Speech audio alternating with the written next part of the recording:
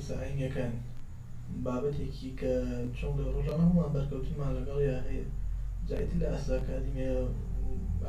ئاکادیمیەکە بێ یاخود لە ئاستا کۆمەڵایەتی و کولتوریەکەی بێت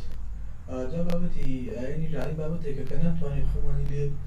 ببوێریان بابەتێکە کە ناتوانین بەرکەوتنمان لەگەڵ یان نەبێت بەڵکو بەردەوام بەرکەوتنمان لەگەڵ یا هەیە و جا بەویستانە بێت یان بێویستانە ئەسڵ زۆرێک لە کاتەکان لە بێویستانە تۆ هەنێک کات قسەیەکی ئاساییەکە یان بابەتێکی ئاسایی ئەو دوژێنیت خوێندنەوەیەکی دینی بۆ ئۆگریان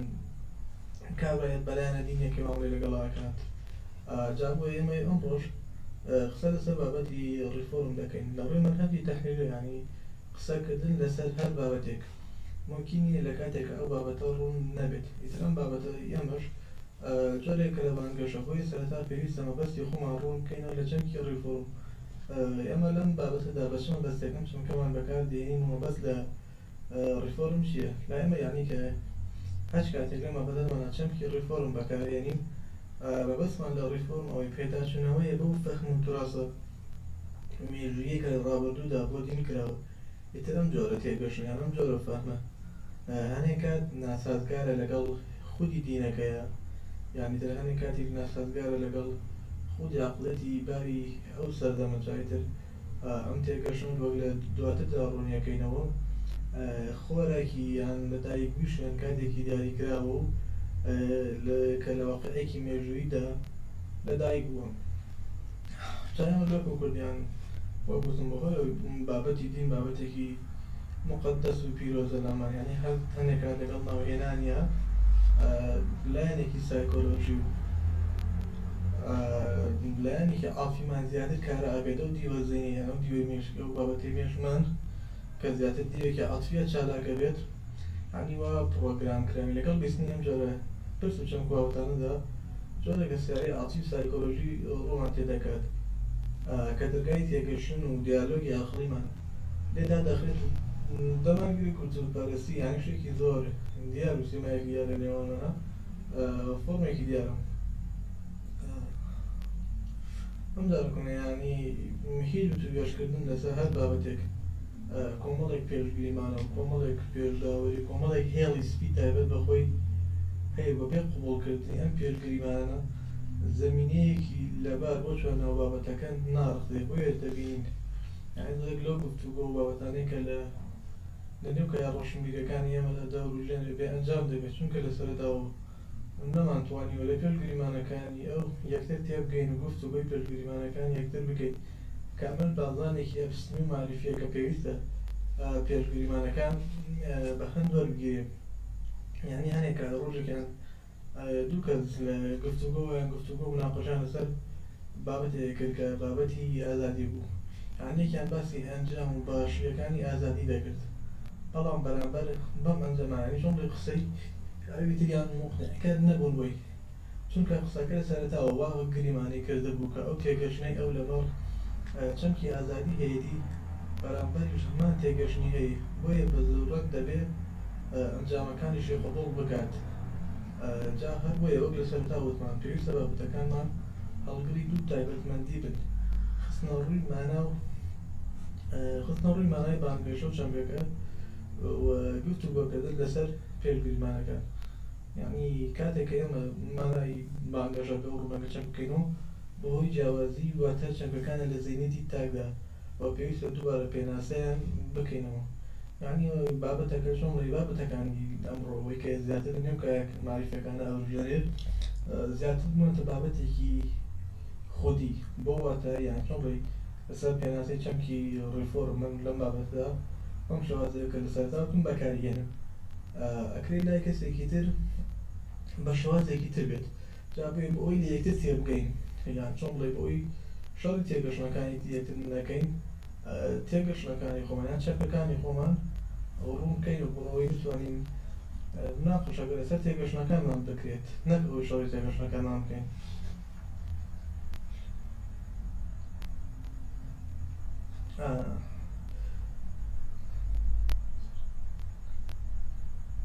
ئەم جارەتنیانی کاتێک ئێمە کە پێویستە گفتوگۆش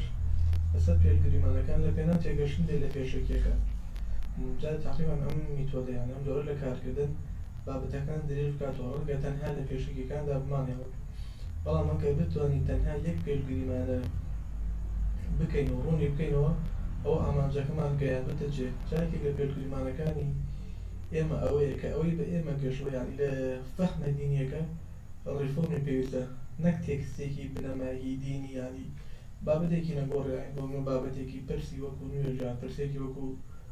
تەوحید یانەوەی کەمێک پاشمانی معریفی ئیسلامی هەبێت بەرکەوتنی لەگەڵ توراسی ئیسلامی هەبوو ئەوەی پێی دەوتێ فەهمە سەلەفیان ئەهلی حەدیث و معتەزیلە و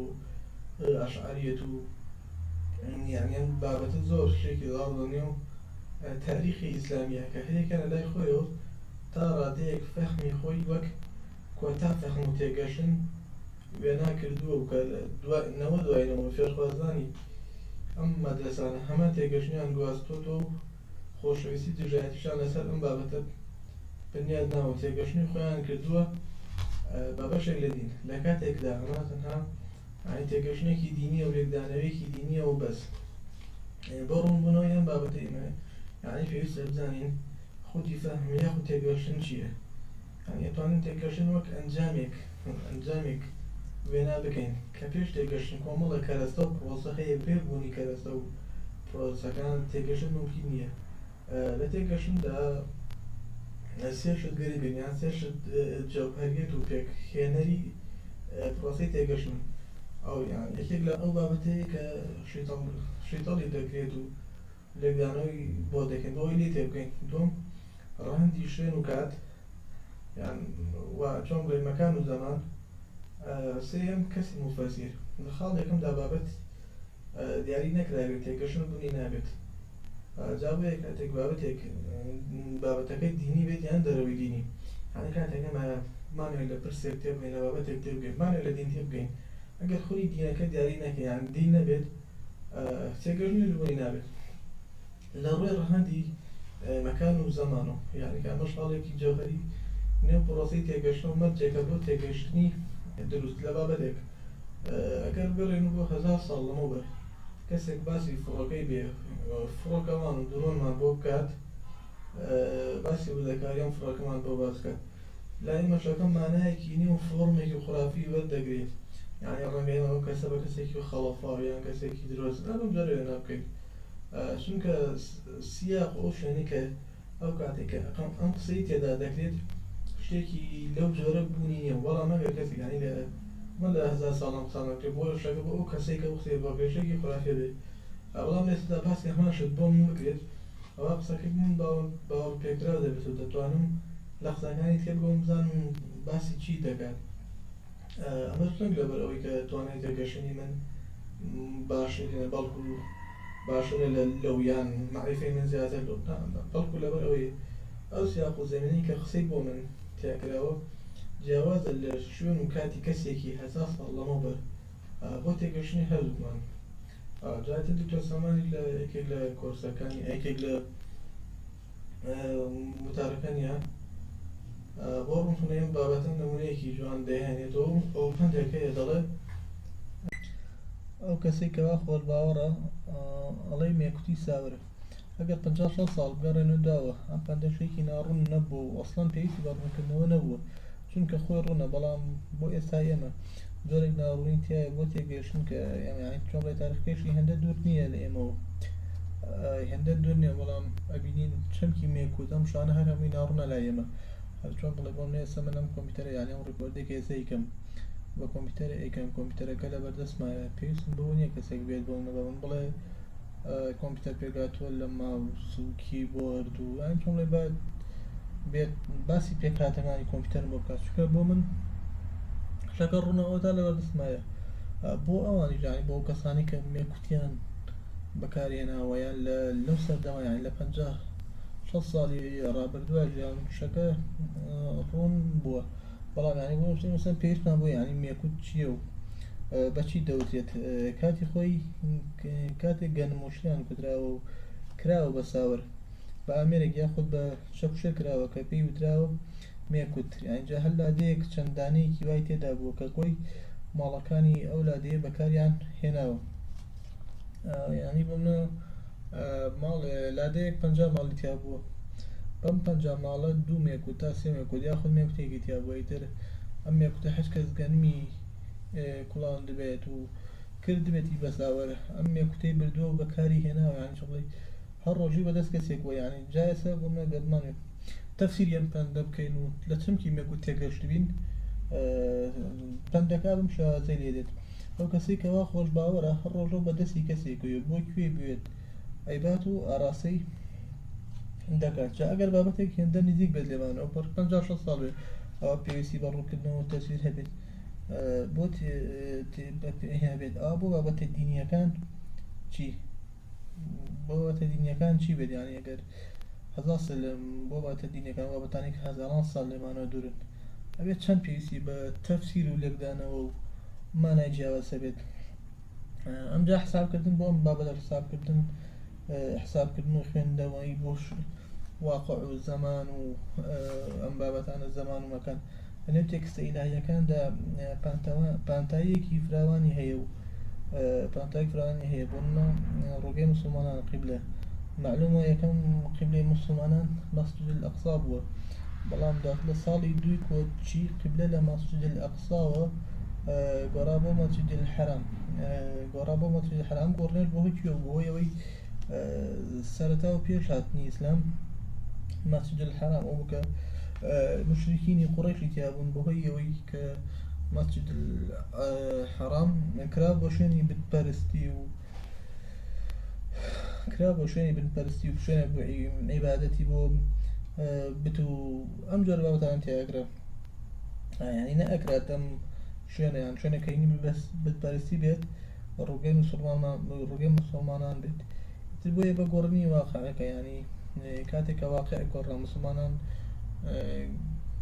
گەشتنەوە مەککە و لە این بوو ئیتر قیبلەکەیان گۆڕا یعنی بۆ واتە یعنی کاتێککە واقع گۆڕا حکومەکەشە گۆڕەجا لە تێکستە دینیەکانیان لە بابەتی ئاەتی مەکی و مەدەنی و ئەسبابی نزول ئەمەی کە هەیە بابانی بابەتی ئاەتەکانی مەکە و مەدەنی و ئەسباب نزول جگە لە حسابکردن بە واقع زەمان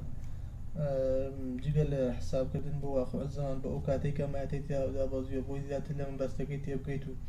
تێگەشتێکی سەلیمتر دروست بێت هیچی تر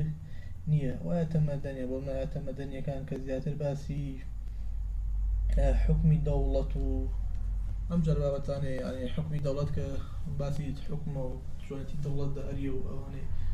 من لە کاتێکا ینی بۆ کاتێک بوو کە کاتێک مسلمانان خاوەنی دەوڵەت بوون و بوو کە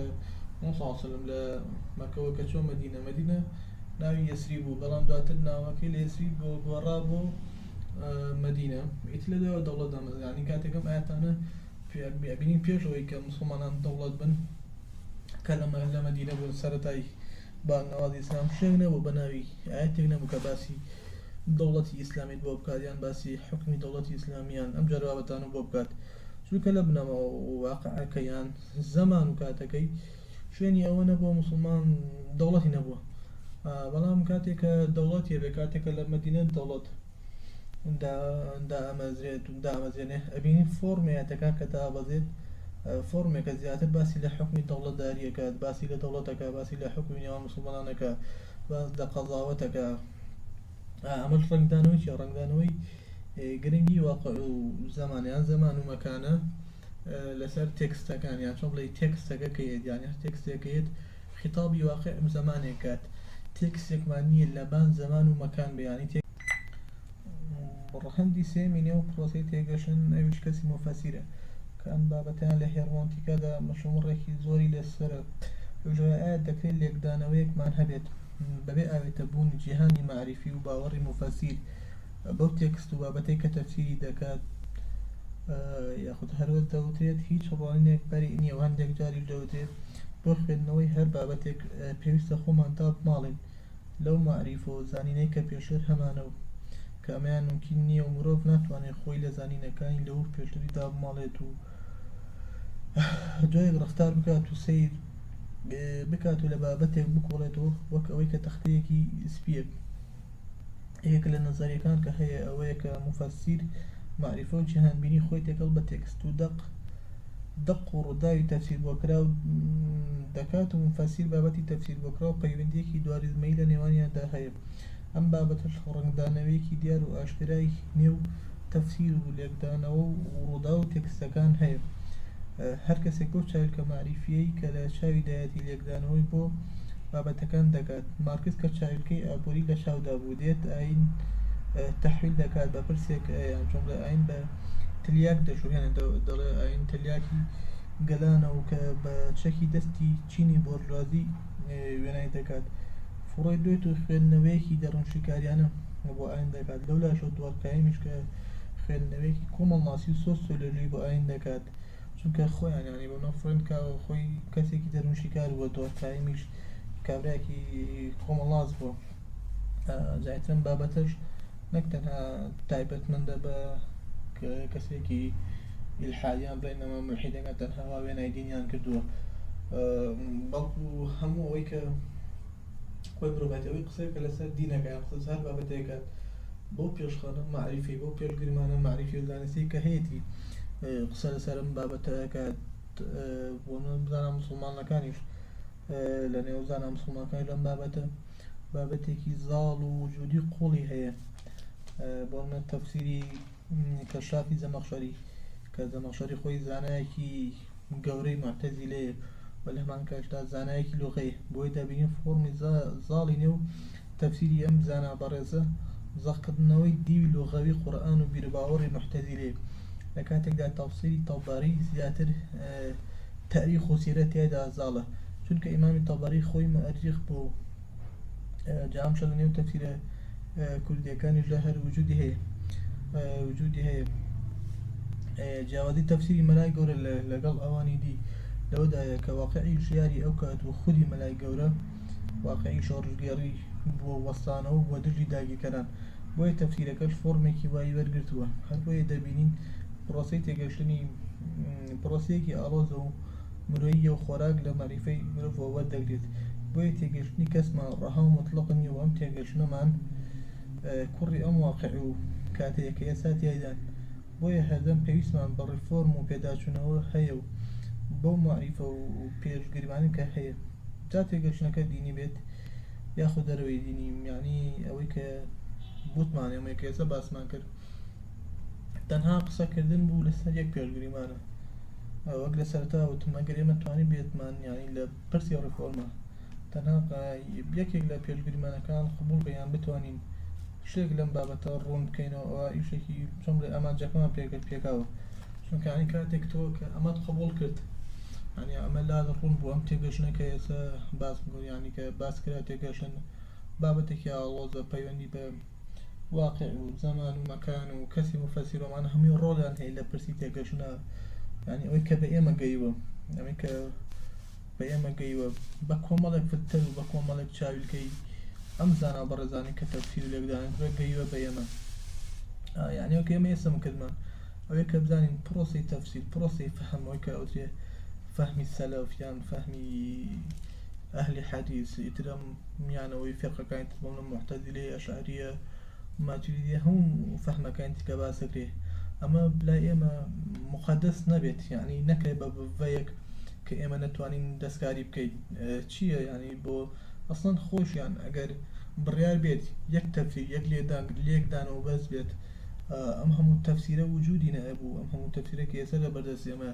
دەیها و سەیا هەزار تەفسیر هەیە، یعنی ئەگەر یەک تەفسیر بەس وایە یان یەک لێکدانەوە بەس وایە ئەسڵەن هەموو تەفسیرە پێویستی نەکرد و زانایانی خۆیان کە خۆیان هەندێکیان معاصرن هەندێکیان لە هەمان سەردەما ژیاون ئەم هەموو تەفسیریان پێویست نەبوو. یعنی ئەوەی کە ئێستا لەسەر ئێمە گرنگ بوو کە بزانین ئەمەی کە ئێمە پێویستە ڕیفۆرمی تیا بکرێت شتێکی پیرۆز نییە، ڕێزیان نەگرین ینی سوکایەتیان پێ ناکەین، ئەوەی پەشی خۆیان مانەوە بوونە خەڵیانەوە. ئەمەش بە مانای ئەوە نایە کە ئیتر ئێمە چۆن بڵێ شوێنیان بکەین لە هەڵەکانیانە یان تێکەشتنی ئەوان بۆ خۆمان بکەین بە دین و ئیتر لادان لێ هێڵی سوور بێت، بەڵکو ئەوانیش یعنی وەکو مرۆڤ بوون ئەو تێگەشتنی کە هەیەیان بوو ئەکەی لە سەردەمی خۆیانە یان بۆ واقعی خۆیان بۆ ئەو زەمان و مەکانی کە خۆیان تێژابن ئەمە باشین تێگەشتن بێت، باشی تێگەشتن بێت کە خۆیان پێیان بۆ یان پێیان وا بۆ حەق و پێیان وا بۆ نزیکترین تێگەشتنە لە مەبەستی دینیان لە مەقاصدی دین ئەم باشین تێگەشن بووە بەڵام تر خۆ مەرج نییە تێگەشتنی ئەمان بۆ ئێستا ئێمە گونجاو بێت و لەبەر بێت یعنی ئەمە بەجددی بارگرانیە کە پێم وایە ئەمە لە دڵسۆزیان نییە تۆ بیت قسەی کەسێک بێنیت ئیتر بیکەیتە پێوەەر و ئەوانە بەڵکو ئەین بارگرانیە کە ئەخێتە سەرشان ئەوان خۆیان ینی قەناعەتمێ خۆیان لەوە ناکە بە خڕازی بن کە بێنی ئێمە پێوەرمان بۆ بەهەش و دۆزەخیان بۆ دینداری کەسێک قسەی فڵان زانە بەیان قسەی فڵان لەما بێت نا بەڵکو ئەوەی کە هەیە ڕێزیان ئەگری نۆکو زانایەک بەڵام لە ئاستی خۆشیان بەرزیان ناکردن بەڵکو ئەوەی کەوتیانە وەکو معریفەیەکی مرۆیی مامەڵەی لەگەڵاکەن وەکو دیشمان ینی یەکێک لە سیفەتەکانی معریفەی مرۆیی ئەوەیە زەمان و مەکان و کە ئەو کەسێک کە سەکات ڕۆڵی هەیە لەم بابەتە کە هەمیشە بابەتێکی متەغەیرە بابەتێکی گۆڕا و بابەتێکی سابت نییە کە کرێت لێ سایەشی باشتر و ئەم بابەتێکە هەبێت بخرێتە ڕوقسێ لەسەر بین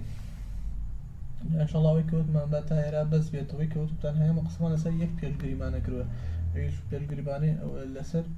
زیاتر چەمکی تێگەشن و ئەوەش کە هەیە